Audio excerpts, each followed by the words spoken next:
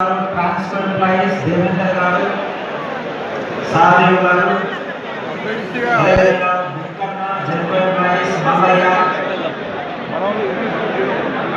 అదేవిధంగా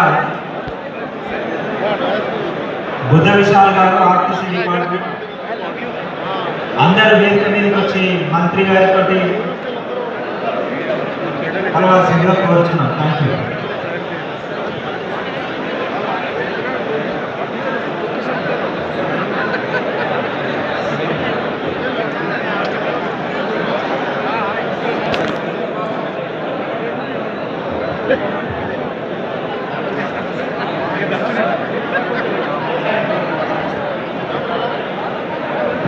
మనం ఇదే రకంగా మన గ్రామాలకు వెళ్ళి 99 రోజుల కార్యక్రమం ప్రభుత్వం ఏదైతే తీసుకుందో దాన్ని మనము తూచా తప్పకుండా మన మాదిగ సమాజానికి గ్రామాల్లో తెలియజెప్పాలని, అందుకే మనం వచ్చే పెద్ద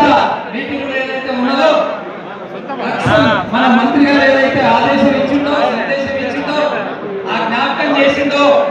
అదే రకంగా మనం అభినవ సాహు మహారాజు లాగా బిరుదు ఇచ్చి మన ముఖ్యమంత్రిని సన్మానించుకునే భాగ్యం మనం కలిగించుకోవాలంటే గ్రామాల్లో ఇప్పుడు ఇచ్చినటువంటి సందేశం ఇవ్వడం కాకుండా 99 రోజులు మనము ప్రతి ఒక్క విధంగా ప్రతి ఒక్క రంగంలో మన వాళ్ళను ప్రభావితం చేసి మాదిగ సమాజాన్ని మేల్కొల్పాలని పని చేసుకుంటూ మనకు అడ్డులో ఉన్నటువంటి వాళ్ళ యొక్క కసిని అంతకన్నా పడంతల కసిని మనం మెచ్చుకొని మనం పనిచేయాలని విజ్ఞప్తి చేసుకుంటూ ధన్యవాదాలకు శుభాకాంక్షలు చేసుకుంటూ మా కార్యవర్గానికి మేడి రమేష్ గారి ఆధ్వర్యంలో మేడి రమేష్ గారు చేసినటువంటి కృషి మామూలు కాదు. అసలు వారి ఆధ్వర్యంలో జరిగింది. కాసిం గారు మరి ఒక పెద్ద మనిషిగా పెద్ద మనసు ఇచ్చేశారు కాబట్టి రమేష్ గారి యొక్క కార్యవర్గానికి, ఎందుకంటే నేను మాజీ మరి పెన్షనర్స్ ఉద్యోగుల కార్యదర్శులు కాబట్టి మాదిగ సంఘాల ప్రధాన సలహాదారులు కాబట్టి ఈ ఉద్యోగ సంఘాలు ఈ మాదిగ సంఘాలన్నీ కూడా కూడి సమిష్టి నాయకత్వంలో మనమంతా ముందు సాగాలని మనం చేసుకుంటూ మీ అన్న మీ తమ్ముడు సంగీతపు రాజలింగం ఆదిజాంబ అరుంధతి ఫెడరేషన్ అధ్యక్షుడు మరియు మాదిగ సంఘాల ప్రధాన కార్యదర్శి ప్రధాన సలహాదారు ధన్యవాదాలు తెలియజేసుకుంటూ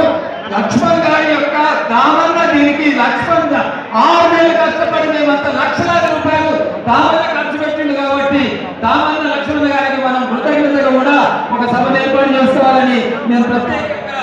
నేడి రమేష్ గారికి విజ్ఞప్తి చేసుకుంటూ తమ్ముడికి ఈ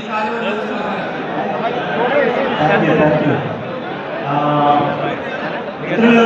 ఎవరైనా మంత్రి గారితో ఫోటో తీసుకుని కొంచెం డిసిప్లిన్గా నిలబడండి. మొత్తం ఎలక్షన్లంతా